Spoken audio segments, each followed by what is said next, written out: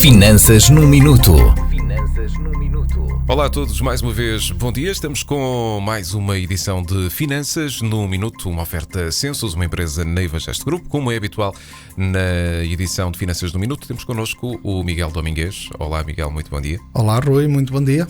Bem disposto para mais uma semana, preparado para Bem trazer disposto. Temas interessantes também para esta semana? Vamos trazer nesta semana e na próxima 2 temas que eu acho que são extremamente atuais, interessantes e se calhar bastante diferentes daquilo que é habitual. Muito bem, hoje falamos de descarbonização. É um termo que está na moda, podemos dizê-lo assim, mas na verdade é um tema desconhecido da grande maioria das pessoas. Começamos por aí. O que é a descarbonização, Miguel? E nós falamos aqui, eu acho que é importante referir, nós vamos falar isto numa ótica também empresarial, porque basicamente também são as empresas os maiores emissores de carbono para a atmosfera. Basicamente isto tem a ver com as nuances climáticas. Eu queria ver isto numa perspectiva do que é que cada um e cada empresa de nós o poderá fazer. Então primeiro é preciso entender o que é descarbonizar e nesse sentido vamos tentar explicar isto em palavras que sejam mais acessíveis ou pelo menos que sejam mais compreendidas das pessoas. Basicamente descarbonizar tem a ver com a redução da emissão de 2 tipos de gases, que é o dióxido de carbono e os gases de refrigeração. Portanto, aqueles que são emitidos por ar-condicionado ou processos frigoríficos. Portanto, há aqui 2 emissões que são chamados os gases do efeito estufa. Há depois outras situações, mas estes são os mais importantes. E, portanto, o que é descarbonizar? É reduzir esta emissão ou então compensá-la. Ok? Ou seja, ou nós fazemos uma eficiência de redução ou vamos compensar fazendo agentes que façam absorver esse carbono, que é esse carbono da atmosfera, que é, por exemplo, uma árvore. Se nós promovermos a plantação, vamos fazer a absorção desse CO2. Muito bem, e isto importa dizer porque estamos num momento em que devíamos estar sempre, mas estamos cada vez mais num momento em que temos que olhar para o nosso planeta. Quais são os motivos, os verdadeiros motivos para descarbonizar, Miguel? Eu acho que o principal motivo que nós devemos ter todos nós é pensar que pelo caminho que vamos, e isto já não é só especulação, cada vez há mais certeza, ainda agora saiu um relatório sobre essa situação. Pelo caminho que vamos, nós vamos, entre aspas, rebentar com este planeta. E portanto a primeira grande preocupação é que nós devemos zelar por ele e começar a zelar. Isto é uma coisa que não se consegue controlar em 6 meses nem num ano, tem que se controlar em 50, 100, 150 anos. Portanto alguém tem que começar a fazer alguma coisa e portanto essa deve ser a principal razão. Mas eu voltaria aqui a colocar que nós também, sabendo da realidade económica das coisas, temos que olhar para que isto seja execuível, temos que olhar de uma forma económica para esta situação, porque é que a empresa vai fazer isso. E é nessa ótica que eu indicaria que há alguns motivos para descarbonizar. O primeiro é legal, ou seja, há limitações de emissão de carbono por determinadas empresas, nomeadamente aqui na Europa é muito mais assente a limitação que determinadas indústrias ou determinadas situações têm, e nós vemos até pelos automóveis, pelas indústrias, cada vez mais há a limitação legal de emissão de carbono.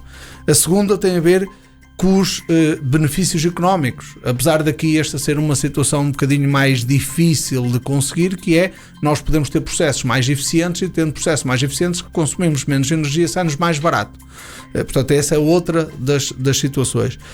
A questão que eu diria que está muito em voga neste momento e que tem a ver com a imagem empresarial de que as empresas têm uma responsabilidade ambiental. Isso significa que isso vai dar reputação às próprias empresas. Estamos a ver sob o ponto de vista comercial. Significa que se, por exemplo, hoje um consumidor, e nomeadamente a nova geração, o que está a acontecer é que está a olhar para as empresas com o efeito ecológico que elas fazem no ambiente do planeta. Significa que já existe muita gente e cada vez temos mais consumidores em que consegue fazer uma distinção entre a empresa A ou a empresa B, se uma tem preocupações ambientais ou se não tem preocupações ambientais. E portanto existe aqui um outro motivo para que as empresas possam fazer esta descarbonização ou se possam ambientar. Eu acho que é um motivo mais forte, é um motivo competitivo, é um motivo comercial, que é aquele que vai mais depressa motivar as empresas para conseguirmos fazer essa situação. Quais são os âmbitos, Miguel, em que cada empresa tem emissões de carbono? As emissões de carbono têm basicamente 3 âmbitos. E esses 3 âmbitos têm a ver com o quê? Aquilo que a empresa consome em si. E vamos lá ver o que é que consome diretamente, e tem a ver como. Imagine, uma indústria, o que é que consome? Tem uma caldeira, está a consumir, está a fazer emissões de carbono diretas. Qualquer indústria que tenha aquecimento está a fazer, ou que tenha necessidade de alguns equipamentos que façam um aquecimento, tem emissões diretas de carbono. A própria frota automóvel das empresas, por exemplo, uma empresa de distribuição que não é industrial, tem uma frota automóvel. Essa frota automóvel, cada vez que se desloca, está a emitir carbono para a atmosfera. E, portanto, esse é o âmbito 1. Aquilo que é diretamente emitido pela atividade direta da empresa. Aquilo que a empresa faz e, no fundo, emite diretamente a atividade de carbono. Como, por exemplo, nós podemos estar aqui e o Rui pergunta assim: como é que a Rádio Alto Minho faz emissão de carbono? Vamos dar este exemplo que acho que pode ser útil. Faz 2 coisas: tem algum carro que anda na rua, é emissão direta, tem um veículo que até faz diretos, portanto a deslocação daqui para lá tem emissão, está no estúdio, tem um ar-condicionado a funcionar, então está no âmbito direto. Os gases que esse ar-condicionado emite para a atmosfera está diretamente a fazer no âmbito 1. O que é o âmbito 2? É que todos nós, particularmente e empresarialmente, necessitamos de energia. E, indiretamente, é como é que essa energia é produzida. O que nós sabemos, se olhamos para a nossa conta da luz hoje, temos lá como é que a energia é produzida. Portanto, a emissão de CO2, muitas vezes, o segundo método é como é que nós fazemos a produção de energia. Se nós amanhã fizermos, por exemplo, olharmos para isso e fizermos uma opção que já existe hoje, por fornecedores de energia limpa, apesar de ser um bocadinho mais caro, mas é 100% energia limpa, então nós reduzimos o âmbito 2, reduzimos as nossas emissões indiretas de carbono no âmbito 2. O terceiro âmbito tem a ver com tudo o que gira à nossa volta. Por exemplo, se uma empresa compra mercadorias, que elas compram matéria-prima que vem da China, nós temos que perceber quais são as emissões de carbono necessárias a que essa mercadoria chegue até nós. Isto é medido na relação direta, ou seja, o meu direto fornecedor, âmbito 3, onde é que ele está? Onde é que nós podemos combater isto? Vamos ver, por exemplo, ter fornecedores ou ter coisas que sejam perto de nós, ok? Isso significa que não há tanta emissão para fazer o transporte dessas situações. O facto, por exemplo, dos colaboradores, as empresas, os colaboradores, se existem, apesar disto não ser uma responsabilidade direta das empresas, mas se os colaboradores vierem todos de carro, individualmente, cada um, significa que essa empresa, e se eles fizerem em média cada um 20 km ou 30 km por dia, significa que estão a fazer emissão superior a outra empresa que, se está na mesma situação, tem o mesmo número de trabalhadores, mas eles vêm, por exemplo, em transportes coletivos. Claro, o impacto é sempre diferente, e essa preocupação também tem que ser uma preocupação por parte das entidades, neste caso, não é? Exatamente, isto é uma preocupação da parte das empresas. Nós estamos aqui a falar há 3 anos, resumidamente aos 3 anos, aquilo que se consome direto, no fundo aquilo que nós emitimos CO2 diretamente para a atmosfera. Segundo, a emissão que é feita para produzir a energia que nós consumimos, e a terceira é tudo o que gira à nossa volta, é que nós necessitamos destes funcionários fornecedores e que eles produzem para nos fazer chegar os recursos que nós necessitamos. E, Miguel, como é que as empresas podem descarbonizar? A maneira mais correta, futura e diria de médio e longo prazo é aumentar a eficiência. O que é aumentar a eficiência? Consumindo menos energia, poluindo menos através de métodos mais eficazes ambientalmente de poluição, fazendo menos locações. Por exemplo, esta situação da digitalização, o que veio proporcionar que, por exemplo, as reuniões, se são feitas a nível de videoconferência, também reduz as locações. O facto de eu, por exemplo, ir a Lisboa e voltar a vir, estou a consumir para ter uma reunião, se eu fizer videoconferência não fizer. Portanto, a primeira medida, mas é mais difícil de fazer, obviamente, é a eficiência da poluição, ou a eficiência da emissão de carbono para a atmosfera. Portanto, essa é a primeira. A segunda é, ou já fizemos um uma redução, até já não conseguimos fazer mais, ou eventualmente sai-nos mais, sob o ponto de vista empresarial, sai-nos mais económico fazer a compensação daquilo que emitimos. O que é que isso quer dizer? Uma coisa é dizer assim, olha, eu tinha este consumo os meus veículos andavam na rua e consumiam 50 toneladas ou emitiam 50 toneladas de CO2 para a atmosfera. O que é que eu posso fazer? Vou reduzir os percursos, vou tornar os percursos eficientes. Nós, neste momento, emitimos 40 toneladas de carbono por ano para a atmosfera. Como é que eu consigo zerar, que é o grande objetivo de todas as empresas, zerar, que é ser equilibrado em termos, podemos compensar. Como é que compensamos isso? Investimos na plantação de, na prática, esponjas que vão absorver o carbono, que serão árvores, nomeadamente, ou então existe uma outra situação que é a aquisição de créditos de carbono, que iremos falar num próximo programa, que eu acho também extremamente interessante, a situação dos créditos de carbono.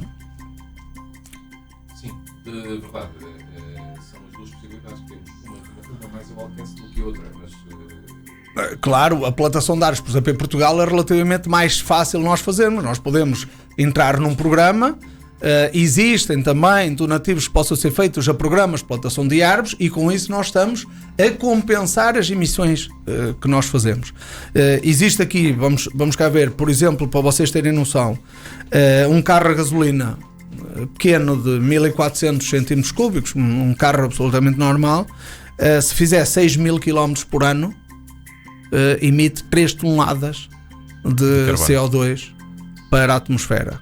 Para terem noção. Exatamente como, por exemplo, quem consome 300 euros de energia por mês, quem, por exemplo, uma empresa qualquer que tenha uma coisa que consome 300 euros de energia, em média está a emitir 5 toneladas de CO2. Quem emitir 3.000 euros de energia estará a emitir 50 toneladas de CO2. Para as pessoas terem um exemplo concreto do que exemplo estamos a falar, concreto. Evidentemente que, por exemplo, um veículo que é diesel para passar para um veículo que é elétrico, vamos deixar de emitir.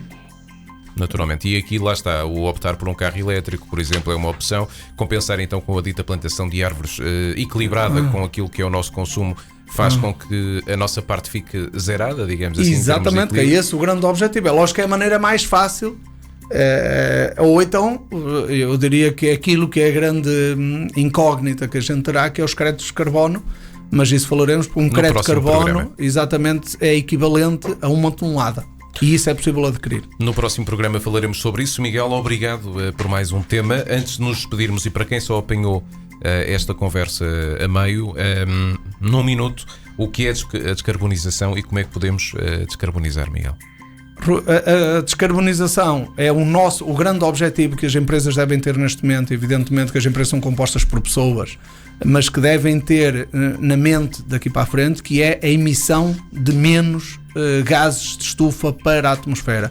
Isto basicamente faz-se a emissão de gases em 3 âmbitos, ou pelo consumo direto, as frotas dos nossos carros, a poluição que nós fazemos das nossas indústrias, ou fazemos da forma indireta, que é como é que é produzida a energia que nós consumimos, ou ainda fazemos numa terceira forma indireta, que é como as matérias-primas que nós compramos aos nossos funcionários, como é que se eles deslocam até nós, o que é que gastam em termos de pegada de carbono para fazer chegar. Como é que nós resolvemos este problema? Primeiro, a nível de eficiência, reduzimos o consumo. Se nós reduzimos o consumo, temos, obviamente, emissões muito mais reduzidas. Se não conseguimos reduzir até chegar ao ponto zero, porque nunca conseguimos, ou será muito difícil de conseguir, temos uma alternativa que podemos compensar. E compensamos como? Através da plantação de árvores, por exemplo, ou através da aquisição de créditos de carbono. Miguel, muito obrigado por esta belíssima sessão de hoje, um tema pertinente que faz parte do nosso futuro, do nosso presente, aliás, e do nosso futuro, como de resto têm sido os temas aqui no Finanças no Minuto. Voltamos para a próxima semana e fica prometido, vamos falar sobre esses créditos de carbono. Rui, até para a próxima semana e muito obrigado. Obrigado. Miguel Domingues, CEO da empresa Census, uma empresa Neiva Gest Group, com mais uma edição do Finanças no Minuto. Finanças no Minuto. Uma oferta Census, uma empresa Neiva Gest Group.